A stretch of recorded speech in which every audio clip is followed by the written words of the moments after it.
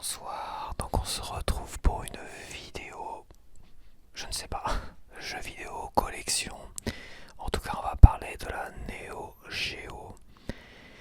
Et oui, encore de la Neo Geo, mais il y a un tel engouement, il y a un tel buzz, du bad buzz et du bon buzz. Et finalement, ça touche aussi la collectionnite, ou le monde de la collection, parce que beaucoup se plaignent peut-être d'une dévalorisation du monde de la collection et des jeux Neo Geo d'origine cartouche, et d'autres s'en félicitent. Et en fait, j'avais envie de parler de beaucoup de choses. J'ai fait pas une sorte de petite FAQ, quoi. J'ai fait 5 questions en fait. Et on va énormément parler de cela. Et cette vidéo aura peut-être lieu le vendredi soir. Voilà, dans la zone collection, passion et tout ça. Parce que là, on rentre vraiment plus dans la passion que dans... Quoique le jeu vidéo, c'est ma passion. Mais je veux dire, on rentre dans le côté collection. Et j'adore parler collection. J'ai déjà fait une vidéo sur les collectionneurs. Certes, plus basée sur la collection de figurines et des maîtres de l'univers aussi. Hein. C'est mon expérience, mais j'ai connu beaucoup de collectionneurs qui collectionnaient tout. Les jeux vidéo, on va dire que c'est un peu à part, mais d'une manière, j'ai vu quand même là des collectionneurs spécialisés Neo Geo cartouches. Et c'est très impressionnant, c'est même très effrayant le côté névrose, parce que oui, collectionneur c'est la névrose, mais là on a des scalpers, on a des gens qui sont peut-être réellement enthousiastes, on a des gens qui spéculent déjà, qui sont en train de se dire mais ça se trouve il y en a qui achètent déjà par paquet de 20 les éditions collector qui vont arriver comme la Neo Geo cartouche AES plus blanche avec Metal Slug en boîte blanche, tu vois. Et en fait, c'est une erreur de croire que tout cela, ça aura énormément de valeur à l'avenir en fait. Et peut-être une erreur de croire que ça va déplaire aux hardcore collectionneurs de Neo Geo cartouches. Déjà, je vais dire une chose avant de commencer. Je pense qu'il y a 3 catégories de collectionneurs pour la Neo Geo. Il y a 3 catégories de collectionneurs. Avant de commencer, je vais parler quand même des 3 catégories qui, moi, ils sont venus en tête comme ça. Ça rejoint peut-être à peu près le monde de la collection de figurines, mais je vais rester sur les jeux vidéo et là, donc la Neo Geo. La première catégorie, c'est les hardcore gamers qui ne collectionnent que la Neo Geo sur un point précis. Donc là, on va dire, il y en a un, apparemment je l'ai vu, il collectionne que les jeux Neo Geo cartouches, donc AES, et pas les jeux Neo Geo CD. Il ne fait que les cartouches, il fait la collection japonaise, la collection US, il cherche à faire le 100% japonais, il en manquerait 2 aujourd'hui, et il en manque beaucoup trop pour la collection US. Il a mis 27 000 euros apparemment pour acheter le premier Metal Slug en version US alors qu'il possédait déjà en cartouche japonaise. Bref, 27 000 euros. Je ne déconne pas, 27 000 euros. Là, on a un hardcore collectionneur gamer. Je mélange un petit peu un collectionneur hardcore gamer, spécialement Neo Geo cartouche. Dans cette première catégorie, on a un collectionneur hardcore gamer qui ne fait que les cartouches Neo Geo officielles et peut-être même non officielles apparemment, parce qu'il y a eu des éditeurs indépendants qui ont continué à proposer des cartouches, mais à cher aussi. Le deuxième collectionneur autour des jeux vidéo et là de la Neo Geo, on a le gars qui collectionne que le monde de Neo Geo, mais sans le côté hardcore, c'est-à-dire il va collectionner tout ce qui est un peu Neo Geo CD, Neo Geo Pocket, il va prendre tout ce qu'il peut avoir, qui est accessible pour lui, tu vois, sans dépenser dans des folies. Donc on a un collectionneur Neo Geo global qui, on va dire, lui c'est pas prise de tête non plus, quoi. Il va pas se prendre la tête, mais il sera content d'avoir des belles pièces quand même. Le troisième collectionneur autour de la Neo Geo, on va dire que c'est les chineurs, c'est les gars qui collectionnent un peu tout le monde du jeu vidéo. Ils ont un peu des jeux Mega Drive, des jeux NES, des jeux des machins et tout ça. Jamais ils vont mettre 27 000 euros dans un Metal Slug US. Par contre, ils vont essayer de faire en sorte de chiner un maximum pour récupérer des pièces comme ça rares à moindre coût pour les revendre plus cher à des collectionneurs hardcore. On va dire que c'est des collectionneurs qui sont à moitié chineurs, vendeurs. Ils font beaucoup de ventes, d'achats, reventes. Mais quand ils font des achats, c'est du chinage à fond les ballons. Ce qui est dommage, c'est que parmi ces gens-là, on a des rapaces qui profitent de gens qui vendent leur collection. Des problèmes financiers. Moi j'ai connu un gars, il a divorcé, il avait une énorme collection de mètres d'univers. Apparemment il a divorcé ou il s'est séparé et ça lui a coûté cher.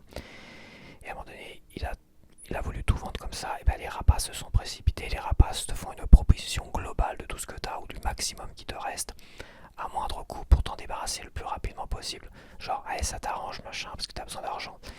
En fait, ça, ces gens-là, c'est des saloperies. Et parmi ces troisième catégories de chineurs, il y a des rapaces, pas tous. On a des passionnés qui vendent et qui achètent. Moi, je l'ai fait, j'ai fait beaucoup d'achats-reventes pour aider, pour aider, oui, parce qu'à un moment donné, il y en a beaucoup qui étaient frileux pour commander aux États-Unis, donc j'ai énormément aidé à l'époque. Aujourd'hui, c'est plus répandu de commander à l'étranger, donc ça va mieux.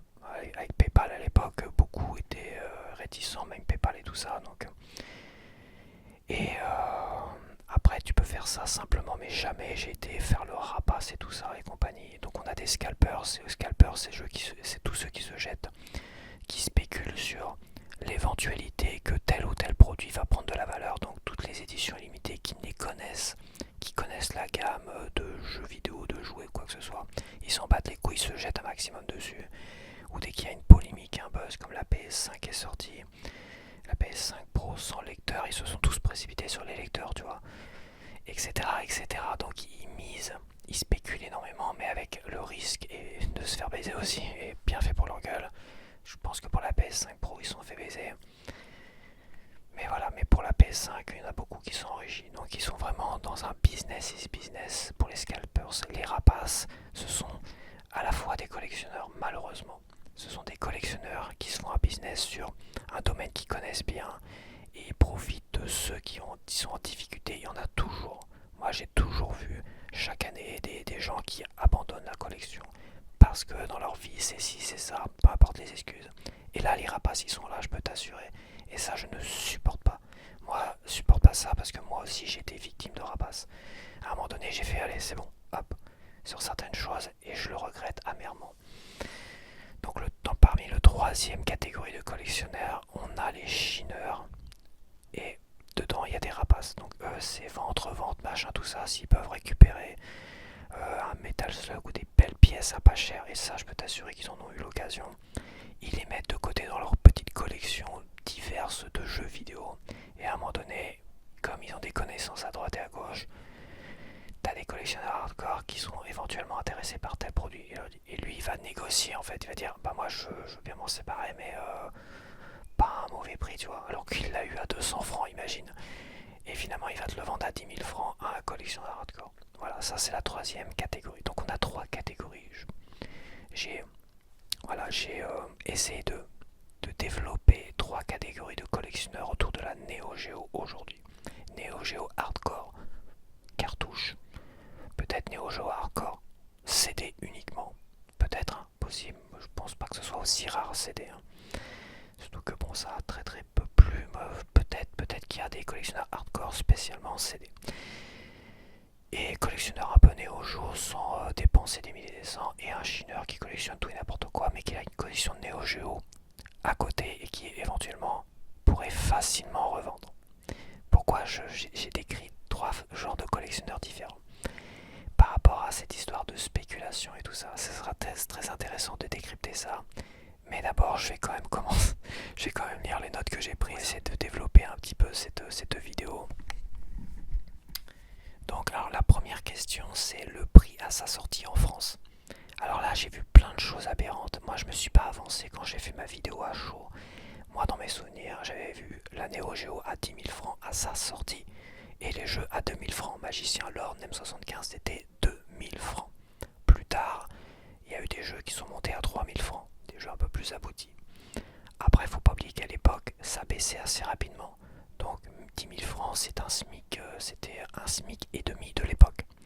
Tu vois, elle a baissé baissé, je pense, la Neo Geo cartouche à 6000 francs avec 2 manettes et son jeu. 6000 francs, donc c'était le SMIC de l'époque. Début des années 90, c'était le SMIC 6000 francs. Donc tu fais la comparo aujourd'hui, quand la Neo Geo cartouche était sortie, était proposée plus peut-être sur le marché de location, parce que nous on l'a vu en location aussi, très très cher, je me rappelle plus des prix. Et en fait, tu fais la conversion aujourd'hui, si je fais une conversion bête et con, euro, franc, comme quand on est passé à l'euro, on avait une conversion assez bête et con, bah ça fait 10 000 francs, ça fait 1500 euros.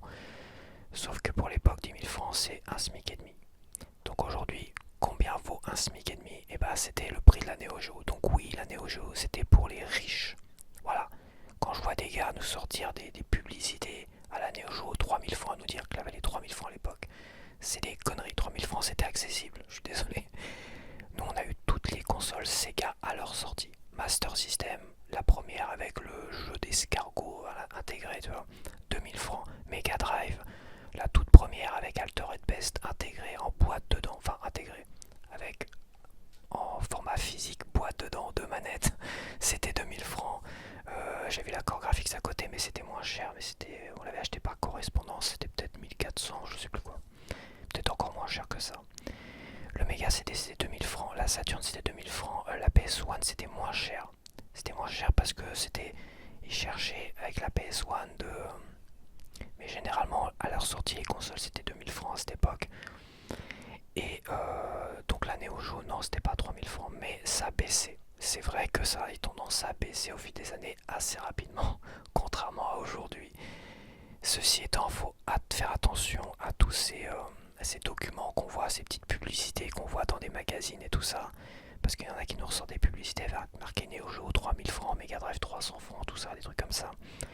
Faut pas oublier qu'il y avait plein d'attrape-nigo. À l'époque, c'était beaucoup par correspondance. Quand t'avais en magasin, c'était très bien, mais l'accord graphique, moi, c'était par correspondance. La Neo Geo CD, je l'ai commandé par correspondance. Et il y avait beaucoup d'attrape-nigo. Hein. Moi j'arrivais avec... je venais voir ma mère, je dis regarde la console, elle est pas chère, elle est machin, tout ça. Non, non, non, ça c'est attrape-nigo. Voilà, parce que ma mère savait la valeur des consoles, parce que eux ils nous achetaient nos consoles. C'était un gros plaisir à un moment donné. C'est vrai que quand on était en Normandie, il y a eu des dettes, des machins, tout ça. Mon père est parti travailler à Clermont-Ferrand, on l'a rejoint. Il a eu un très bon job. Ça a permis de rembourser les dettes et de se faire plaisir. C'est vrai que là on a eu les consoles. Là on a eu de la console. C'est vrai, je dois bien t'avouer qu'on a eu de la console. Mais on revendait derrière. Ma mère c'était hors de question qu'on cumule les consoles. Donc à un moment donné, mon frère voulait plus de la Master System. Donc moi j'ai revendu l'accord graphique pour racheter d'une certaine manière la Master System de mon frère. Il a eu la Mega Drive. Finalement la Mega Drive était plus intéressante que la Master avec Psycho Fox, quoique c'était quand même très sympa, etc., etc., etc. Bref. Ce que je veux dire, c'est qu'à un moment donné, on pouvait se permettre 2000 francs par console. On pouvait pas les cumuler, mais une console à 10 000 francs, c'était pour les riches, c'était impossible. Et les jeux à 2000 francs, c'était le prix de la Mega Drive neuve à sa sortie, de la Master System pareil, de la Saturn, de le Mega CD. Un jeu, tu te rends compte, 2000 francs. Après, évidemment, ça a baissé. Et évidemment, aussi, je voudrais revenir sur les attrape-nigo parce que t'avais beaucoup d'attrape-nigo. Quand tu commandais par correspondance, en gros, t'avais un prospectus. Tu pouvais le déchirer, le remplir, enfin le déchirer, le couper proprement, le remplir, les cocher les petites cases, je veux tel jeu, je veux telle console, tatati tatata. Et tu faisais un chèque. Tu signais un chèque et t'envoyais tout ça par courrier. Et tu devais prier pour pouvoir le recevoir, en gros, c'est ça. À l'époque, on avait une confiance aveugle, c'était un truc de fou furieux, je te jure. Aujourd'hui, avec Internet, les gens ils ont peur limite de commander sur des sites qu'ils ne connaissaient pas. Avant, on n'avait pas peur, mais on n'était pas con. Je dis pas qu'on est con aujourd'hui, mais avant, quand t'avais des prix abusés, quand tu voyais une Neo Geo à 1200, 2000 francs, voilà, c'était pas possible, pas au début en tout cas. Après, un cash converteur, moi j'ai déjà raconté, j'ai eu la Neo Geo cartouche à 200 francs. Une erreur, pas une erreur, en tout cas j'ai jamais revu une offre aussi avantageuse de la Neo Geo, c'était 96-97. Et j'étais pas le seul apparemment, un autre gars l'a eu aussi à 200 francs, donc j'imagine, cash converteur, on avait des erreurs d'évaluation des prix. Parce que quand Cash Converter a ouvert à côté de là où je travaillais en tant qu'apprenti à BMW Mondeville d'ailleurs. Le cache converteur a ouvert là comme ça, j'y étais, je me suis rendu, je me suis dit putain mais les prix de fou quoi. Et là la Neo Geo ça a été intéressant pour moi. Bon le problème c'était période Saturn PlayStation et les jeux c'était Magicien Lord, Trash Rally, Cyber Leap, donc des vieux jeux avec des vieilles boîtes, les premières boîtes d'ailleurs. Oui, c'était moins intéressant. Et j'avais déjà eu aussi la Neo Geo CD, qui était un problème, je trouve. Bref, et j'avais pas eu non plus. Bon, je vais le dire tout de suite. La Neo Geo, il y a une centaine de jeux, je crois, sur Neo Geo, je ne sais même plus. Officiel NCNK, on va dire. Je crois qu'il y a une centaine de jeux, plus d'une centaine de jeux. Je veux dire, il y a peut-être une vingtaine de jeux qui valent vraiment la peine. Ouais, peut-être un peu plus quand même. Mais c'est vrai que Magicien Lord, tout ça c'est très très vieillot. Bon, là je saute les étapes. Je vais essayer d'éviter les sauter les étapes quand même. Oui, donc les prix baissaient rapidement. Donc le prix à sa sortie en France, c'était important de le souligner. C'était pas 3000 francs, c'était pas 4000 francs. C'était presque peut-être 6000 francs dans certains endroits, je sais pas, mais peut-être pas à sa sortie directement. C'était 10 000 francs et proposé principalement à la location. Voilà, c'était le but, de proposer à la location. Oui, certains vidéoclubs de l'époque où tu allais louer des VHS pour le week-end, tu y allais le vendredi soir, tu louais des VHS et tu venais les rendre le lundi soir. Tu pouvais, je crois que c'était ouvert le dimanche aussi, donc tu pouvais peut-être. Et à l'époque c'était ça, il y avait un tel plaisir d'aller dans un vidéoclub et de regarder les VHS, les films et tout ça, des trucs que tu connaissais pas du tout, quoi, des trucs qui passaient pas forcément au cinéma et tout ça. Et bah t'avais à un moment donné la Neo Geo, ça c'était sur Caen, c'était pas à Courseulles, parce que nous on allait louer des films à Courseulles, des VHS, et à un moment donné on s'était rendu à Caen, je sais plus, avec un pote, tout ça, on avait dans un grand vidéoclub de Caen qui n'existe plus depuis longtemps. Et il y avait la Neo Geo en location là avec Magicien Lord et compagnie. Donc c'était incroyable. Bref, les prix, 10 000 francs, c'est pas compliqué, on va faire une fourchette à sa sortie de 6 000 à 10 000 francs, d'un SMIC à un SMIC et demi. Voilà. Et les jeux c'était 2 000 francs, bah 2 000 francs c'était un tiers de SMIC, le jeu. Voilà, le jeu. Et comme j'ai dit plus tard, il y a eu des jeux à 3 000 francs, des jeux qui étaient vendus très très cher, des jeux plus aboutis. Maintenant, à qui est destinée cette console, cette nouvelle console Neo Geo? À qui c'est destiné en fait? Parce que c'est vrai, il y en a beaucoup qui sont enthousiastes, mais qui l'a acheté? Des scalpers, des gens, des vieux qui l'ont jamais eu jeune, ceux qui l'ont eu et qui. À qui vraiment est destinée cette console aujourd'hui? Alors, qu'est-ce que j'ai mis? À tous ceux qui s'intéressent au rétro gaming en 2D. Voilà, au pixel art, le must du rétro gaming en 2D, c'est les jeux d'arcade des années 80-90. Donc là, on a du pixel art 2D. Et le pixel art 3D, bah, c'est Saturn, PlayStation. Et après, disons que les polygones ont été tellement lissés qu'on peut plus parler vraiment de pixel art. Mais quand je vois Panzer Dragon sur Saturn, parce que j'ai vu une comparaison du nouveau Panzer Dragon Zwei et du vieux Panzer Dragon, mais je dis le charme de fou qu'avait Panzer Dragon, que mon frère avait eu d'ailleurs celui-là, sur Saturn, mais quel charme de fou, tous ces petits pixels, c'est génialissime. Et ça m'a donné envie de récupérer une Saturn et de récupérer des jeux Saturn de l'époque comme Resident Evil, le tout premier, avec l'intro kitsch film des années 80, des nanars des années 80, qui a disparu aujourd'hui dans tous les remakes parce que je pense que c'est une histoire de droit. Bref, on a du pixel art 2D, comme le jeu Metal Slug 3 ici, et du pixel art 3D, bah, début des années, début de la période Saturn et tout ça et compagnie. Donc cette console, elle est destinée pour les fans du rétro gaming 2D en pixel art, mais aussi pour les fans de jeux d'arcade. Donc le jeu d'arcade, c'était à l'époque des jeux vidéo, des consoles de salon et tout ça. C'était beaucoup de jeux d'arcade. C'était des jeux qui se voulaient rapides, avec des vies limitées, des continues, des crédits limités, pour que ça soit difficile. La grande majorité des jeux de cette époque-là, de toute façon les consoles de jeux, ça se voulait être l'arcade à la maison d'une certaine manière. Bon, la Neo Geo, c'était l'arcade perfection 1.5, maison quoi, parce que c'était eux-mêmes, ils faisaient des jeux d'arcade et ils te proposaient les mêmes quasiment. Je crois qu'il y a peut-être quelques petites différences sur certains jeux, mais c'était les mêmes que tu avais chez toi quoi.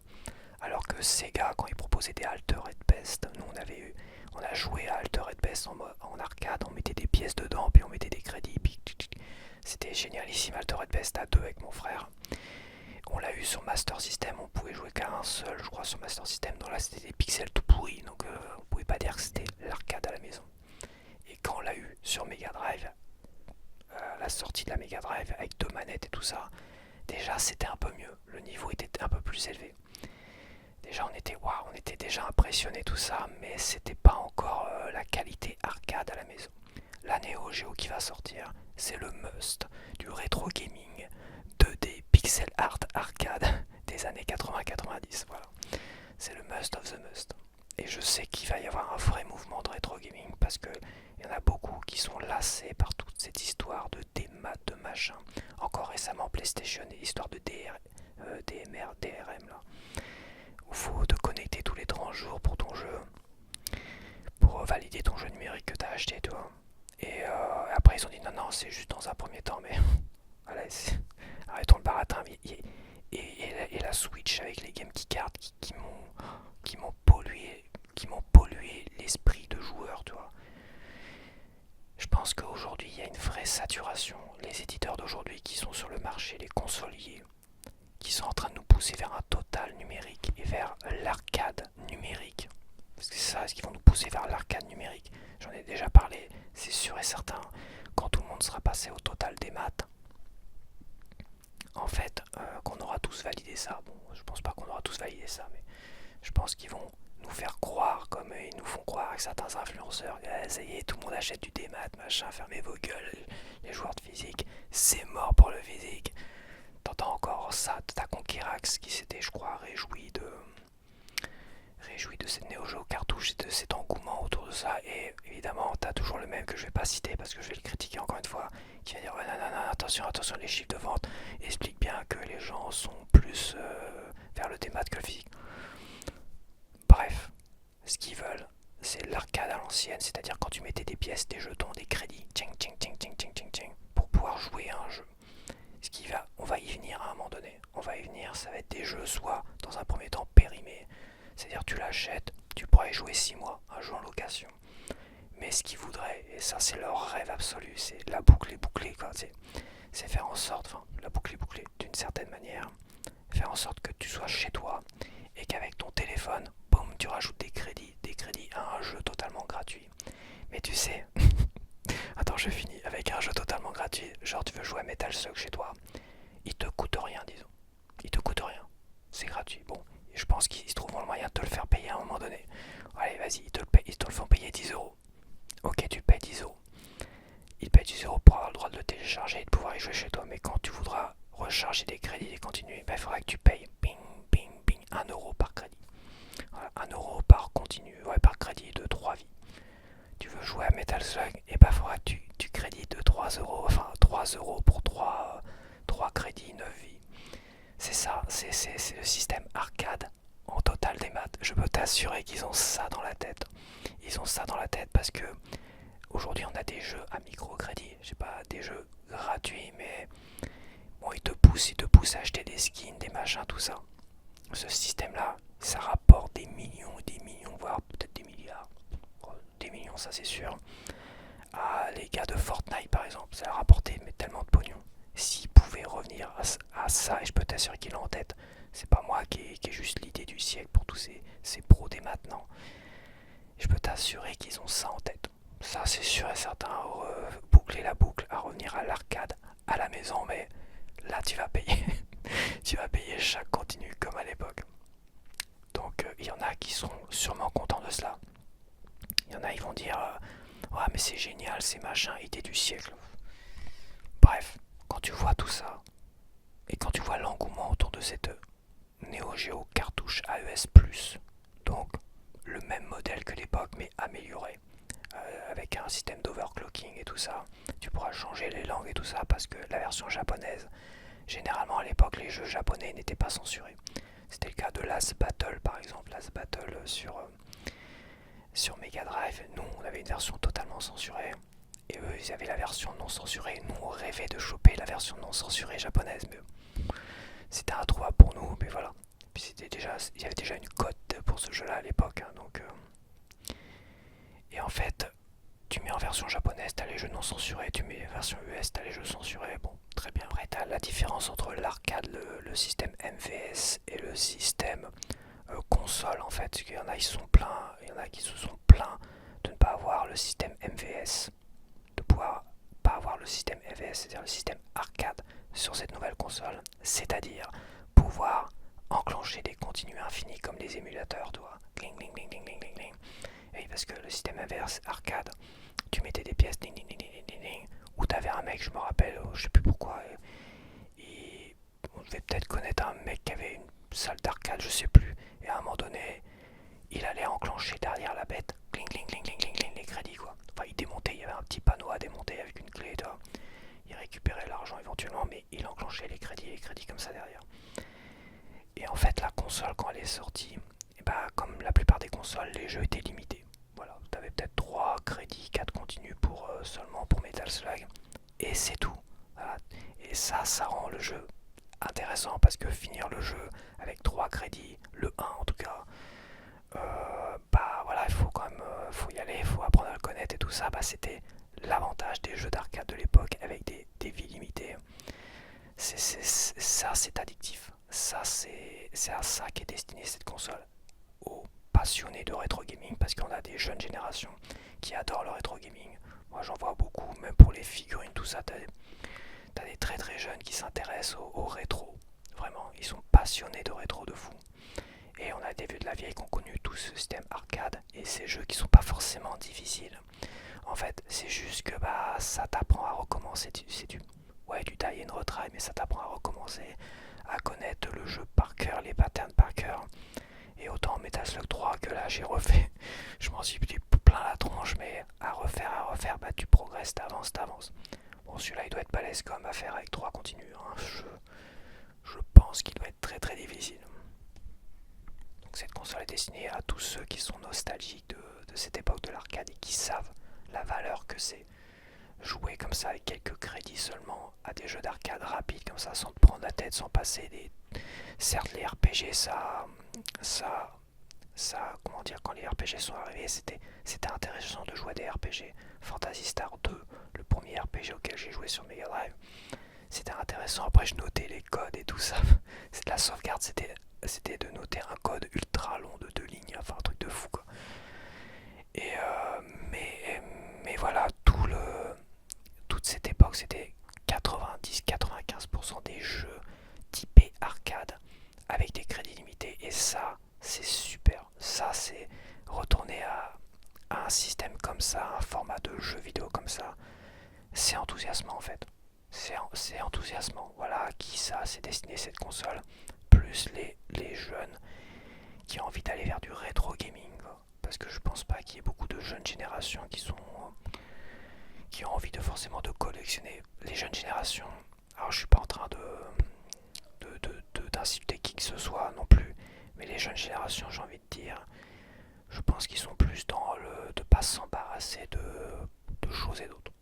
Ils ont un téléphone et ça leur suffit amplement. Un téléphone, une Switch éventuellement, une console numérique, ils achètent tout en numérique parce qu'ils ont plus la place, ils ont plus machin, tout ça, tout ce que tu veux. Ok, très bien, ça se défend.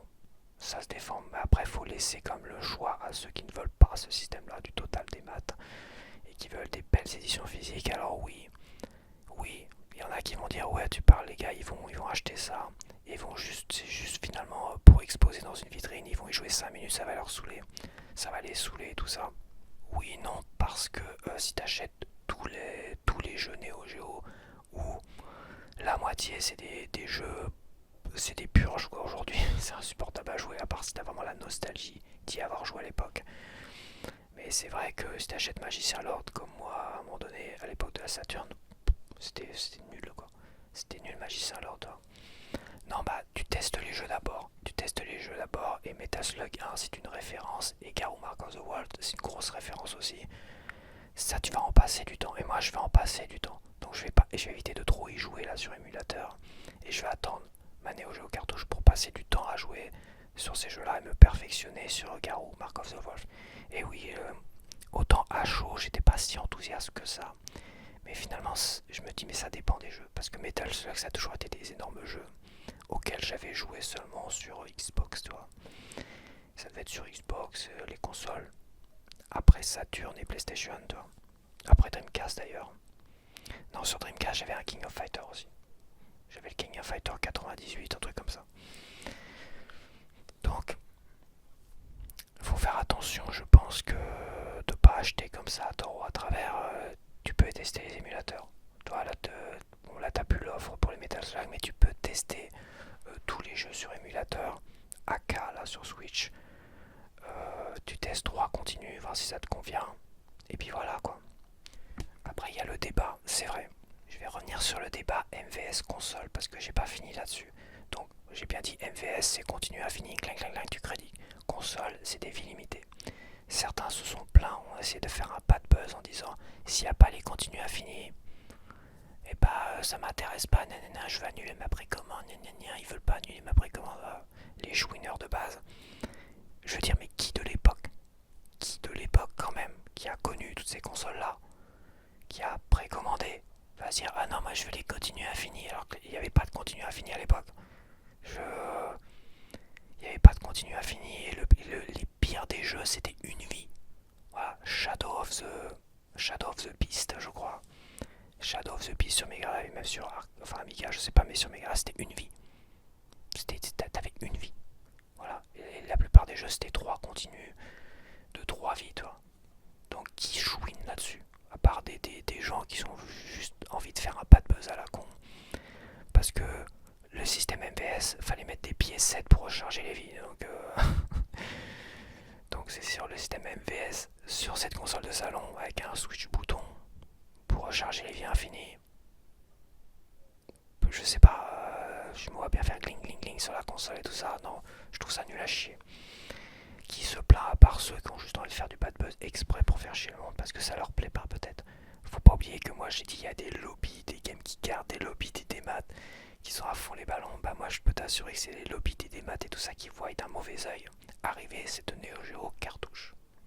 Ça c'est sûr et certain.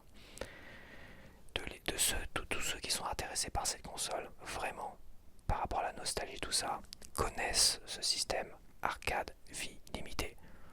J'en verrai pas un se dire gna gna gna, j'ai pas mes continues infinies, gna gna gna, ça me fait chier, j'arrête. C'est totalement ridicule. Après la console elle est identique, elle aura une prise HDMI, elle aura un système d'overclocking pour éviter tous les petits lags et tout ça. Mais en soi,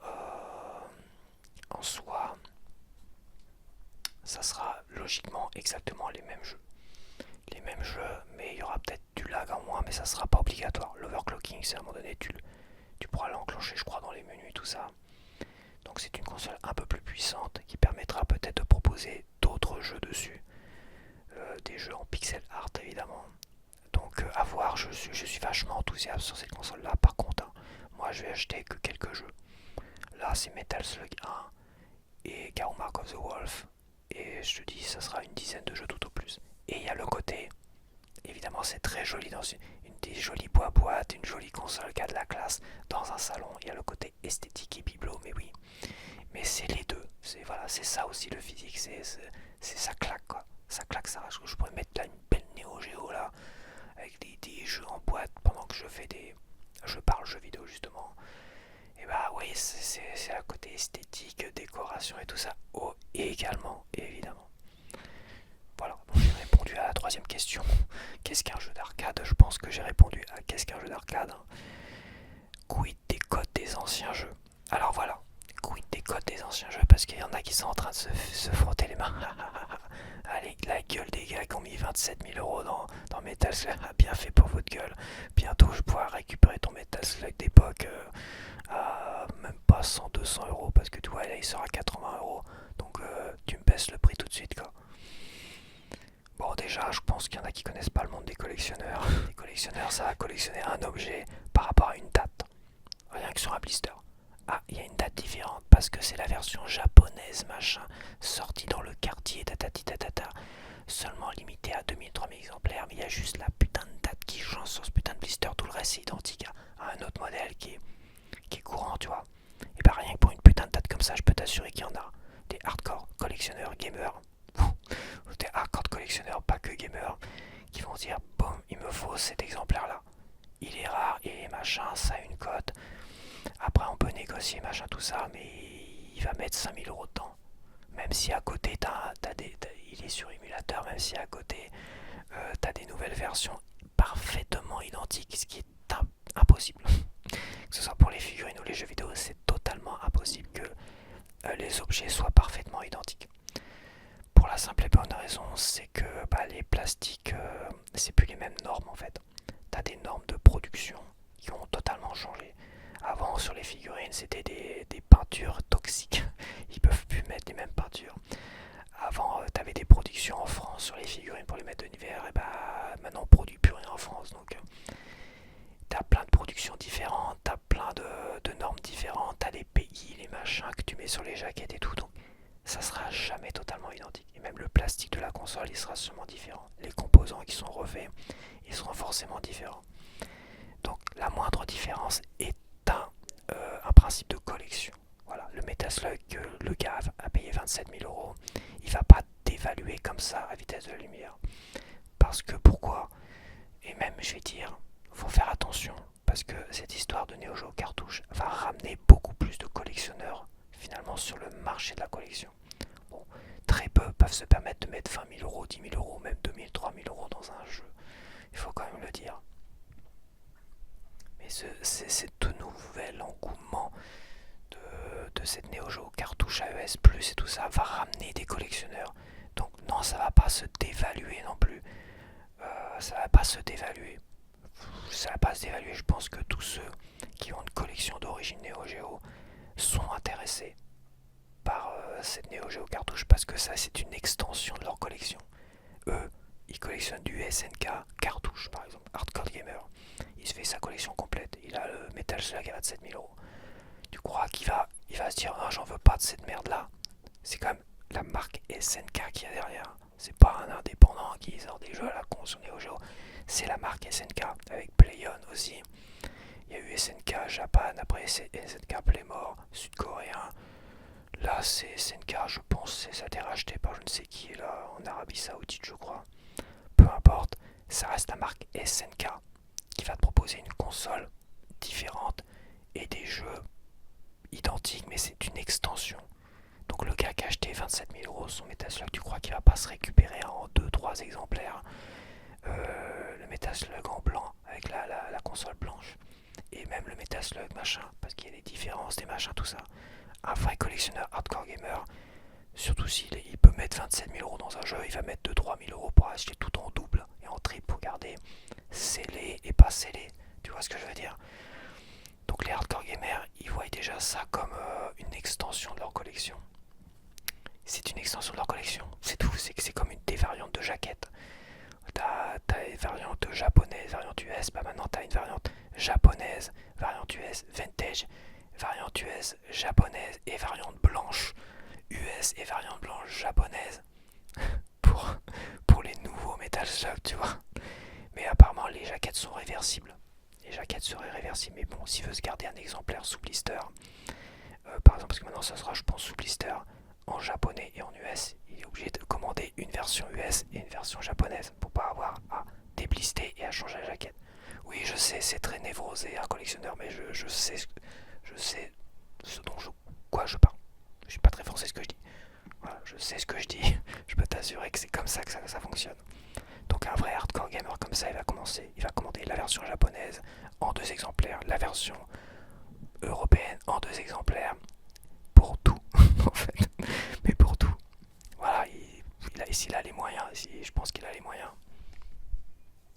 Donc non, ça va pas se dévaluer. Alors oui, on voit partout les jeux Neo Geo qui étaient vendus pas cher, mais dont tout le monde se foutait. Tous les hardcore gamers, ils ont déjà tous les jeux qu'ils veulent, sauf des jeux ultra rares, ultra méga rares. Donc tous les jeux qu'il y a dans les fonds de stock qui étaient vendus pas cher au Japon, et là apparemment dans les pixels, enfin les conventions et tout ça, il y en a plein qui se sont jetés dessus. partie Japan avait dit il y avait plein de jeux Neo Geo à je sais pas combien de yens là. Mais vraiment pas cher du tout, peut-être même pas 40 francs quoi. Enfin 40 euros plutôt, même pas 40-50 euros. Et ça a disparu. Alors soit les boutiques les ont enlevés pour remettre des prix plus forts, ce qui est possible, soit ça a été dévalisé et on voit que c'est dévalisé. Alors c'est quoi cette histoire de... Est-ce que ça veut dire que ça va remonter la cote des jeux? Je ne pense pas en fait. Ça c'est totalement ridicule. Ça va pas remonter la cote des jeux, c'est peut-être des gens qui étaient enthousiastes à l'idée de récupérer des jeux pour leur future console parce que ça va être compatible. Et puis peut-être que tous les jeux ne vont pas sortir, peut-être que si. Donc voilà, il y a un petit côté comme ça, mais je veux dire, ça veut pas dire que ces jeux-là, imagine, prends Fatal Fury spécial qui vaut que dalle. Il vaut que dalle, pourquoi il vaut que dalle? Bon, je ne saurais dire, peut-être parce qu'il a été trop produit. Moi je l'ai eu à 50 francs à l'époque, et les gens, je pense qu'il était encore récupérable aujourd'hui à 50 euros, tout ça ici ou là. Celui-là, il faudra pas 300, 400, 500 euros, ce qui est totalement ridicule. Surtout si ils ressortent des Fatal Fury, et Garou Marcoso est un Fatal Fury, bon, s'ils le ressortent en cartouche à 80 euros, il pourra pas prendre plus cher que 80 euros, tu vois. Parce qu'avec à qui ils vont le vendre? Les hardcore gamers, ils ont déjà 30 000 Fatal Fury, qui sont dans la foutre de Fatal Fury là. Si c'était là dans les stocks et tout ça, c'est parce que c'est des jeux, ils ont trop d'exemplaires et que les collectionneurs hardcore gamers, ils ont déjà tous les exemplaires qui veulent des petits jeux qui valent rien, et parfois en neuf, et parfois dans un état irréprochable. Donc les petites merdes comme ça à 40 euros, ils s'en battent les couilles. Il y a peut-être des scalpers qui sont derrière qui ont tout récupéré, ce qui est fort probable. Ils ont vu l'enthousiasme d'un côté, ils se sont dit putain, il y a des Metal Slug qui a été vendu à 27 000 euros là. Waouh, Garou Margot Zolo, ça vaut tant. Waouh, je vais vite, je vais aller récupérer tous les petites merdes de. Mais il y a tellement un fond de catalogue qui est une vraie purge, une vraie purge, que non, ça ne vaudra que dalle en fait. Ça vaudra juste le prix qu'ils ont payé. Parce que les nouveaux acheteurs comme moi, je vais pas m'amuser à acheter un vieux truc dégueulasse à 100-200 euros alors que je peux avoir un truc tout beau tout neuf à 80 euros. Je suis pas dans le hardcore gaming, hardcore collectionneur gaming. Je suis pas dans la collection hardcore Neo Geo. C'est pas mon objectif. Moi, c'est les maîtres d'univers. Et aujourd'hui, c'est des trucs modernes qui me coûtent pas trop cher, tu vois. Et je reste fidèle au rétro vintage. Point barre. Je suis carré, je suis limité. Donc moi, j'ai pas cet objectif-là. Moi, j'ai un objectif de passionné. Et j'ai envie de me faire les jeux les plus exceptionnels sur la Neo Geo. Peut-être qu'une dizaine de jeux au final. Et des jeux qui me faisaient envie, auxquels je n'ai jamais joué, comme Last Resort et NM75, et jamais eu l'occasion de mettre la main dessus. Et voilà, c'est une dizaine de jeux. Après, ça sera peut-être un bibelot, un très joli bibelot, et j'en serai content parce que j'aime le physique, j'aime ce qui claque là, une belle Neo Geo qui claque avec plein de boîtes là, imagine là. Hop, je mets ma table ici, je mets ma Neo Geo, je l'expose, je mets plein de boîtes pendant que je te cause. Bah ouais, ça claque, je suis content. Mais j'ai aussi ce côté passionné, addictif, et aussi côté nostalgie, et aussi c'est dans mes gènes en fait. En tant que joueur de la première heure des jeux vidéo, on a eu l'Atari 2600 aussi, mais l'Atari 2600 c'est une autre histoire, c'est deux pixels qui se battent en duel quoi. Mais voilà, je pense que c'est dans les gènes de tous ceux qui ont connu les consoles à cette époque-là, des jeux d'arcade, et ils ont envie de remettre de main sur les must of the must, les jeux de combat Garou Mark of the Wolf et les Metal Slug. Voilà, c'est un côté addictif, rejouabilité de fou quoi. Et ça, je m'en suis rendu compte en réessayant ces jeux-là en émulateur, je me suis rendu compte, et en gardant le principe des droits continus, je me suis rendu compte, qu'est-ce que c'est plaisant de jouer à un jeu comme ça. Quel plaisir de jouer à des jeux comme ça. Là où maintenant t'as que des jeux ultra méga faciles, où t'as le choix, c'est vrai. C'est vrai qu'à Halo, t'as le choix de mettre en légendaire, et j'ai pris un pied terrible à Halo aussi, hein, faut pas croire. Hein. Mais la plupart des jeux, les Gears of War, moi je les trouve trop faciles. Je l'ai trouvé trop facile, la première trilogie en vétéran, je trouvais ça trop facile. Voilà, il fallait un mode dément tout de suite, un mode encore plus élevé, enfin.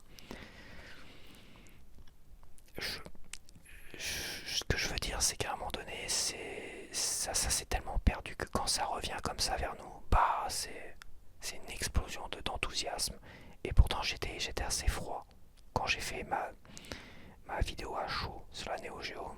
J'étais assez froid parce que j'avais été déçu quand je les avais eu en main à un moment donné. J'étais déçu. Mais c'était pas des très très bons jeux que j'avais eu en main. Donc voilà. Donc méfiance, conseil, teste les jeux d'abord avant de mettre 80 € dedans et vois ceux qui tu accroches, auxquels tu accroches et que tu as envie de recommencer. Par rapport à la valeur et tout ça de ce qui va sortir, faut pas oublier que les productions sont peut-être pas encore lancées. Il y a une production, ça se lance peut-être 4 mois, 6 mois à l'avance, ça dépend des choses. Hein. Mais faut pas oublier que là, ils voient qu'au niveau des précommandes, il y a un tel succès que ça a battu. Ils avaient une année de prévision, ils ont vendu en précommande. Enfin, ce n'est que des prévisions, mais en précommande, ils ont battu le prévisionnel d'une année, en fait. Et c'était énorme. Donc, évidemment qu'ils vont réajuster les productions. Ça sert à rien de se dire, ah, la console blanche, ça y est, c'est mort, c'est rien de mort du tout. Tu la vois partout maintenant sur tous les sites de vente. Et voilà, il n'y a que l'édition méga collector à 900 € qui est seulement sur le site de PlayOn. Mais pour tout le reste, même la console blanche, bah, elle est disponible partout, quoi. Elle est disponible partout. Et il y aura clairement une production revue à la hausse. Ce qui veut clairement dire que ces jeux-là sont peut-être produits plus, largement plus, ça c'est sûr, que parfois les jeux d'époque. Metal Slug 1 en version US, c'est sûr. Donc les jeux qui vont arriver là, je peux t'assurer une chose, ça prendra quasiment peu, voire pas de valeur à l'avenir. Parce que je pense que ça va toucher les vieux de la vieille nostalgique. Et comme j'ai dit dans ma vidéo collectionneur, tu vois, que j'avais faite sur les collectionneurs, à un moment donné, attention, les collectionneurs ça vieillit. Et à un moment donné, quand tu auras plus de gars qui vont collectionner les figurines des années 80 ou les jeux vidéo des années 90, bah là oui ça va s'écrouler, ça n'aura peut-être plus de valeur en fait. À part pour les jeunes qui se sont mis dans le rétro gaming. Parce que cette nouvelle console va attirer très peu de jeunes joueurs. Certains oui, mais très peu finalement. Ça va attirer surtout des vieux de la vieille. Voilà, des gars de la quarantaine. Quarantaine, cinquantaine. Voilà. Et dans 20, 30 ans, 40 ans, quand on sera tous scannés, qui va acheter 27 000 € Metal Slug. Il faut pas oublier que oui, les collectionneurs ne pensent jamais vraiment à ça. Un collectionneur, c'est surtout hardcore, névrosé à fond les ballons. Un vrai collectionneur hardcore gamer, son but c'est de pouvoir admirer sa collection et de pouvoir montrer, regardez la belle collection que j'ai. C'est ça aussi, c'est le côté vraiment névrosé de pouvoir montrer sa collection. Est-ce qu'il a envie de penser qu'un jour bah ça vaudra plus rien? Bah non, peut-être pas. Mais je connais un collectionneur de mètres d'univers qui achète tout. Qui se dit à ma mort, mes enfants pourront revendre ma collection à un prix d'or. Non. Parce que à sa mort, tous les vieux collectionneurs qui seraient prêts à acheter tel ou tel produit, tu vois, bah ils seront plus là quoi pour les acheter. Et oui. Ne va pas anticiper les nouveaux produits SNK qui vont arriver. Ne va pas anticiper la valeur de ça. Parce que c'est pas des éditions limitées. Ils ont sûrement revu les productions à la hausse. Et pareil pour Metal Slug, la console blanche. C'est pas une édition limitée, elle est encore disponible partout. Et je vais même dire, le Metal Slug en boîte blanche, il peut avoir une certaine valeur au départ parce que les gens ont peut-être pas envie d'acheter la console blanche. Donc, et ont envie d'acheter juste le jeu en carte. Donc, dès le départ, à la sortie, ce jeu-là peut se vendre un peu plus cher que 80 €. 120 €. Ouais, je te donne pas des conseils, mais t'achètes la console blanche, t'achètes peut-être le Metal Slug à côté, et le jeu tout seul, tu peux le revendre un peu plus cher. Et peut-être que dans un premier temps, il se vendra cher. Mais ça veut pas dire que ce jeu-là sera plus rare que le Metal Slug noir, en cartouche noire, en boîte noire, tu vois. Ça veut rien dire du tout, ça se trouve, il va se vendre beaucoup plus de Metal Slug, comme ça, ou autant, que c'est. Mais va pas réfléchir à un système puré parce que ça vaut 27 000 € là, la version US Vintage, que celle-là va valoir forcément 27 000 € un jour ou l'autre, dans 10 ans, 20 ans, non. Non, il y a y a toute une histoire sur Metal Slug, si j'ai compris. Ce jeu-là a été sorti pour promouvoir le Neo Geo CD, la Neo Geo CD. Puis à un moment donné, ils ont quand même sorti quelques exemplaires aux États-Unis, tout ça. International, toi, parce qu'il y avait apparemment plus d'exemplaires quand même au Japon. Bref, il y a eu très très peu d'exemplaires, qui fait que bah c'est un des jeux les plus rares et un des meilleurs jeux aussi de la Neo Geo, donc etc etc. Mais voilà, ça ne vaudra rien. Ça vaudra le prix que tu l'as payé. Voilà. Pendant 10 ans. Ça vaudra le prix que tu l'as payé pendant 10 ans. Et après, c'est sauf, entre parenthèses, surprise. Sauf événement surprise. Mais oui, événement surprise.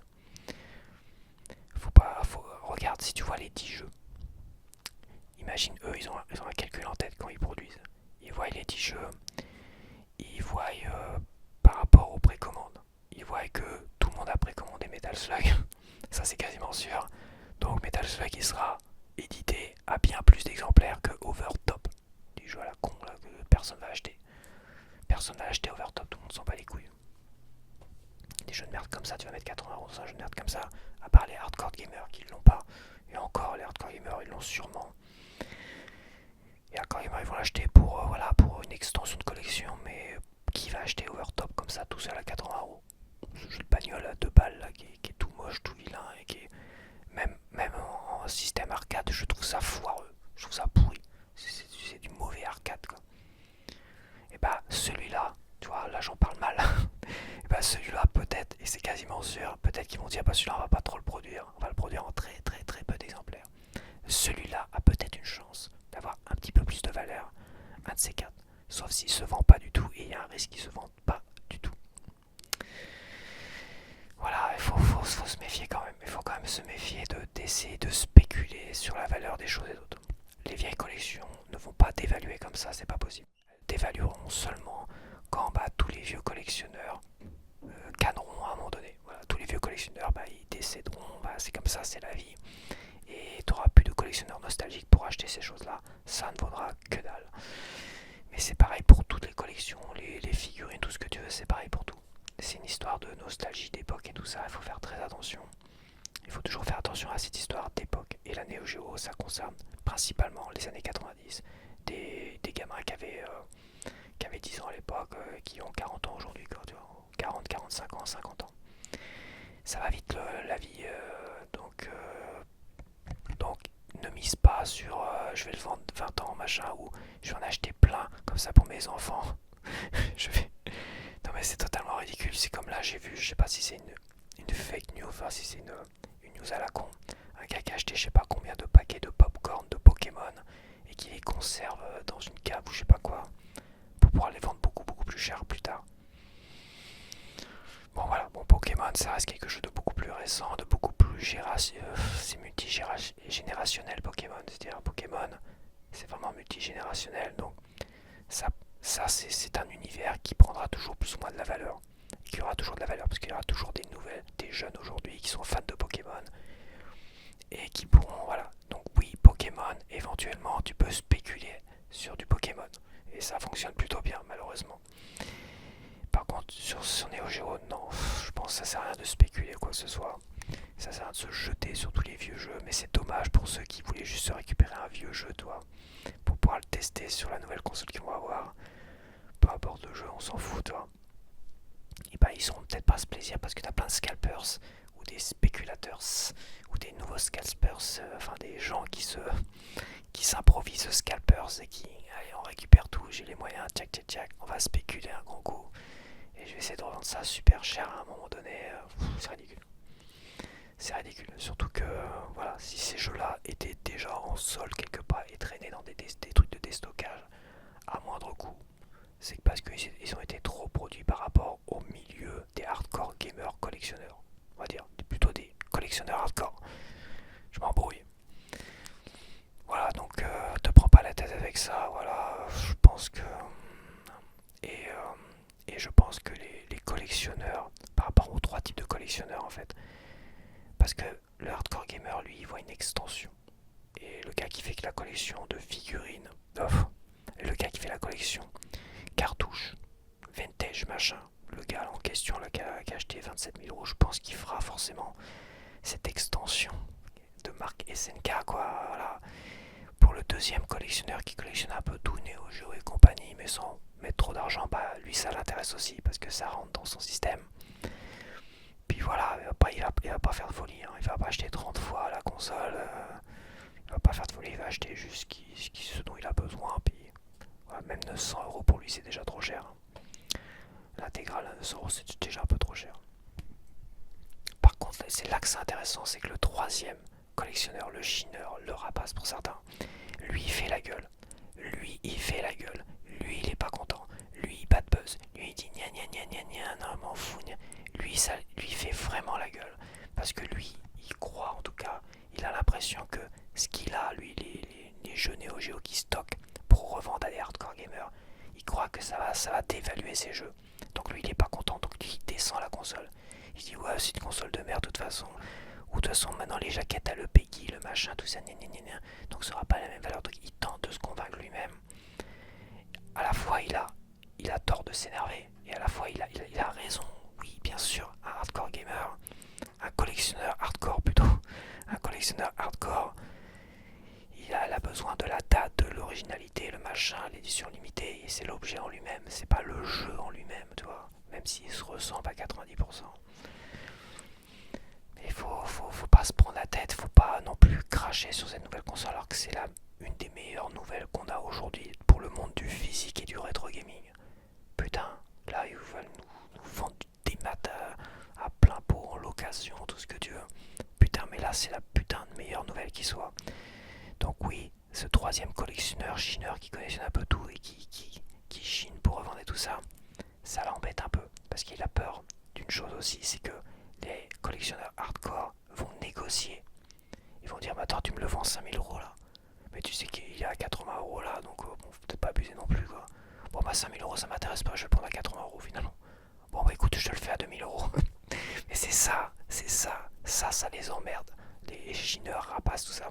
Parce qu'eux, ils sont dans un principe de vente. C'est un peu le lien. C'est un peu le lien entre ceux qui revendent comme ça, qui connaissent rien aux valeurs. Donc c'est les chineurs, ils récupèrent tout ça et ils font un lien avec les collectionneurs hardcore. C'est pour ça qu'il faut se méfier de ces gens-là. Et j'ai été parmi ces gens-là. C'est vrai. Et j'en ai connu beaucoup qui sont parmi ces gens-là. Beaucoup restent dans le business mais beaucoup quand même te pèsent bien la gueule quand même. Te pèsent bien la gueule sur les prix, bah, ils ont fait une bonne affaire aussi. Enfin, ils ont fait une bonne affaire, c'est trop business et c'est un peu insupportable aussi. Et eux, oui, eux ils font du bad buzz. Mais sinon, il y a que, moi je te dis, il y a que du bon buzz là-dedans. Le bon buzz, c'est du rétro gaming, le meilleur, du pixel art en 2D, arcade, truc de fou. Tu vas voir, l'arcade c'est génialissime avec des crédits limités. C'est génial en fait, c'est génial. Il y en a qui comprennent pas. Il y en a qui, quand j'ai dit à un moment donné, il n'y a plus de game over aujourd'hui dans les jeux vidéo. Et t'en as qui me disent non, tu racontes que de la merde. Il y a des game over encore dans les jeux vidéo. Sauf que c'est pas parce que c'est marqué game over que c'est un vrai game over. Parce que si tu vois game over et que tu appuies sur un bouton et hop, tu relances le jeu là où t'étais arrêté, bah c'est pas un vrai game over. Là, sur la console d'origine, c'est pour ça qu'il y en a qui gueulent, qui chouinent, qui font du bad buzz ridicule là. Je veux dire, là, si tu finis pas le jeu en 3 continus, bah tu retournes à 0. Et là, t'as un vrai game over. C'est ça. Et ça a un cachet de fou en fait.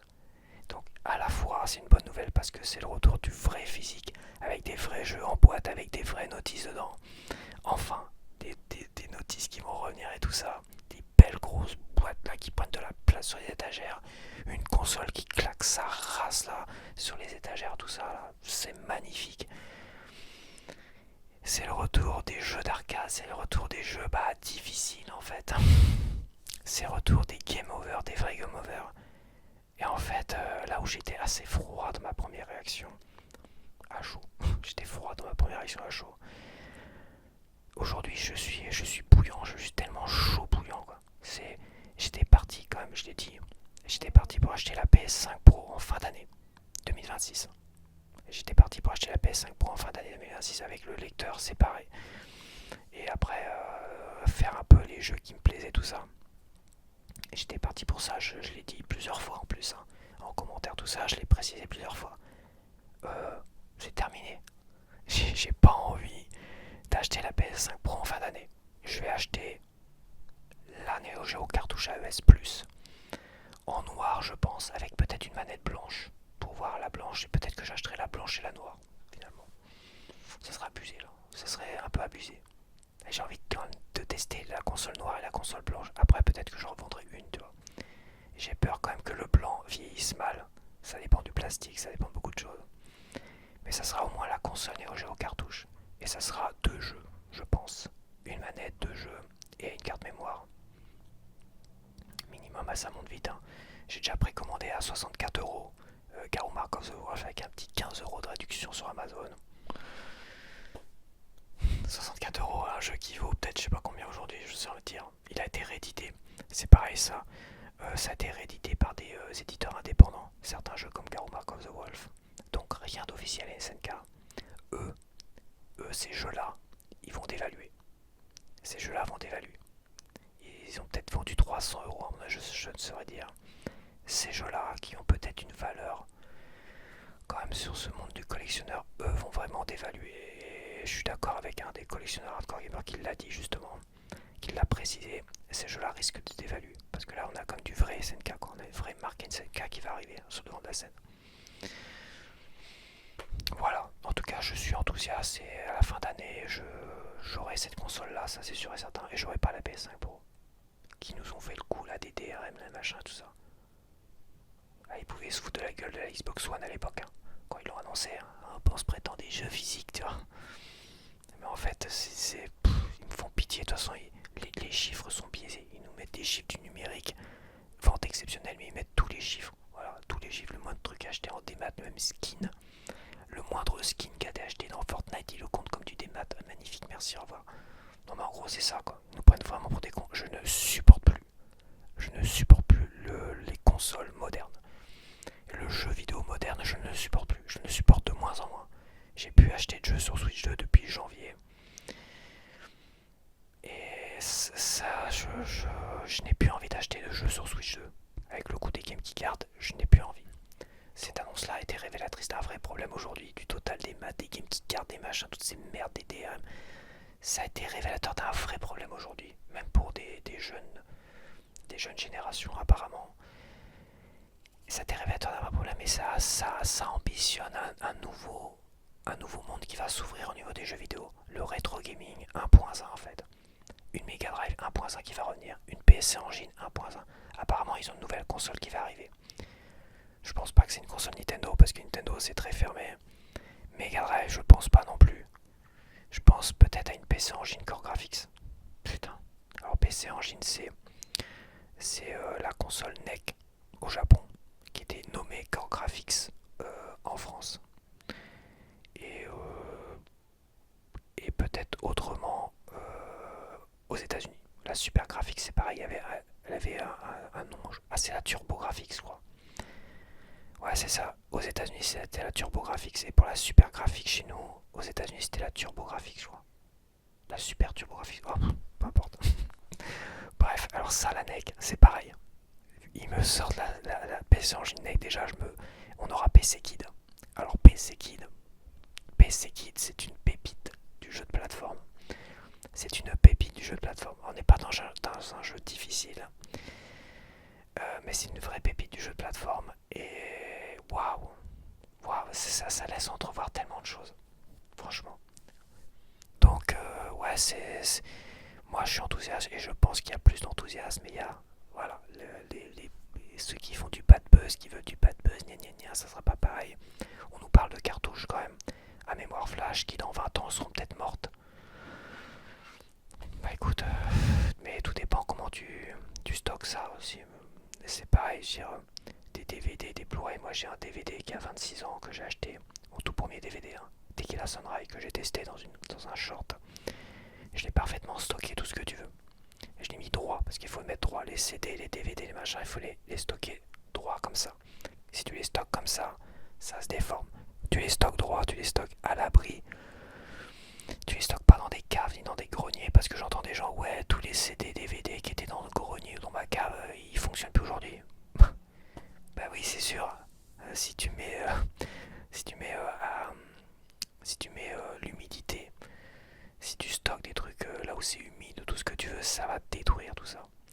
j'ai jamais eu de problème de jeux Mega Drive, sauf quand j'ai commencé à les acheter, à les chiner dans les foires au grenier, quoi. Tu voyais les trucs, c'était à moitié humide et tout ça quand même, tu voyais comme il y avait de la condensation.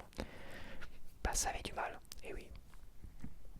Donc peut-être que la mémoire flash c'est fragile tout seul, mais peut-être que finalement ça va fonctionner indéfiniment, mais dans 30 ans on sera peut-être plus là non plus. C'est pour ça qu'il faut faire attention toujours à ce côté quand on est pointé du doigt en tant que voulant du jeu physique, en tant que collectionneur. Moi je suis pas collectionneur de jeux physiques, je veux des jeux physiques. C'est juste que j'ai envie d'avoir des beaux objets, j'ai envie que ça m'appartienne. Voilà, j'ai pas envie d'être esclave des consoliers, des éditeurs à la con qui déjà nous pointent pour des cons et qui à un moment donné vont nous imposer un service, te dit à l'arcade numérique, ding ding ding ding, chaque crédit tu devras payer. Ça m'intéresse pas. Déjà les micro-paiements, les micro-crédits, des jeux à la con là. Déjà c'est une belle arnaque, les saison pass, les DLC, ça va. On s'est bien fait baiser là-dessus. Ils nous ont enlevé les livrets, ils nous enlèvent de la qualité même sur les pauvres éditions physiques qu'on a. Ça commence à me faire chier quoi. J'ai besoin de ça. Quand j'achète un Blu-ray 4K, j'ai besoin d'avoir la jaquette d'origine. Mais c'est con à dire, mais c'est ça. Quand j'ai une pauvre jaquette de merde, je dis c'est vraiment de la merde en fait. Certes, j'ai une édition physique, mais c'est de la merde. C'est comme ça, c'est pas être pointilleux, c'est pas être machin, c'est avoir des affinités avec le physique que seuls ceux qui ont connu cette époque peut-être du jeu vidéo, là on parle de jeu vidéo, ces cartouches Mega Drive, ces superbes cartouches Mega Drive, ces jaquettes peut-être kitsch parfois, mais ça me marque quoi. Last Battle, tiens j'ai parlé de Last Battle, c'est une jaquette de merde. C'est une jaquette de merde pour la Mega Drive française, tu vois, par rapport à l'édition japonaise. Last Battle qui était Ken le survivant, tu vois. Last Battle c'est vraiment une jaquette de merde, mais qu'est-ce que ça m'a marqué. Altered Beast, la jaquette Altered Beast, Last Battle, les premiers jeux, ça m'a marqué. Voilà, Psycho Fox que j'avais eu sur Master. Ces jaquettes, ces boîtes, ça marquait. Et seuls ceux, je pense, qui ont connu vraiment tout ce physique en fait. Parce qu'aujourd'hui, on est internet, numérique, tous ceux qui ont connu ce physique ont peut-être plus d'affinité avec ça et savent apprécier les belles choses comme ça et ont envie de belles choses comme ça. Tu mets 80€ dans un jeu là ou 60€, et bah t'as envie d'avoir une belle édition comme à l'époque quoi.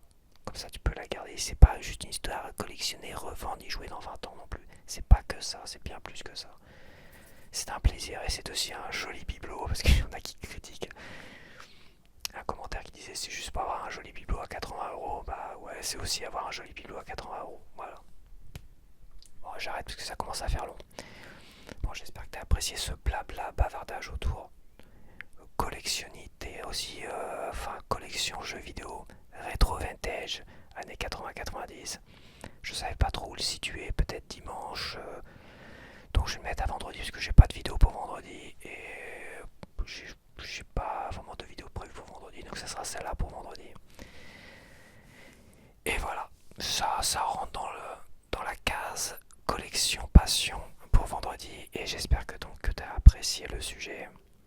Et on se retrouve, donc n'hésite pas à me dire si toi t'es intéressé par la Neo Geo, si toi tu es un nostalgique, tu as 40 balais ou pas, ou si tu as une vingtaine de balais mais t'es fan absolu du rétro vintage. Il y en a et c'est tout à fait compréhensible. Il y a tellement il y a tellement d'intérêt à jouer des vieux jeux comme ça avec des crédits limités, encore une fois je le dis. C'est tellement passionnant, c'est tellement addictif aussi.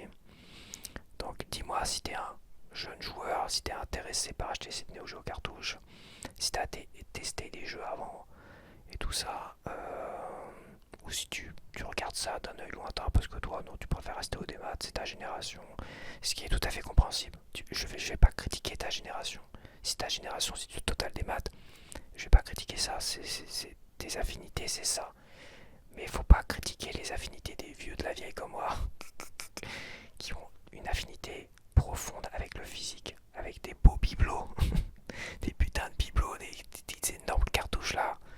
Putain, je vais m'entourer d'énormes cartouches Neo Geo comme ça. Bon, je vais en acheter que 2 dans un premier temps, donc je vais en mettre 2 comme ça. Voilà, sur l'épaule droite, enfin sur l'épaule gauche plutôt, et un autre sur l'épaule droite comme ça. Je vais mettre 2 cartouches Neo Geo comme ça. Mais non, mais voilà. Donc n'hésite pas à me dire en commentaire si toi t'es intéressé ça, etc. ou pas. Voilà. Allez, à plus, bye bye.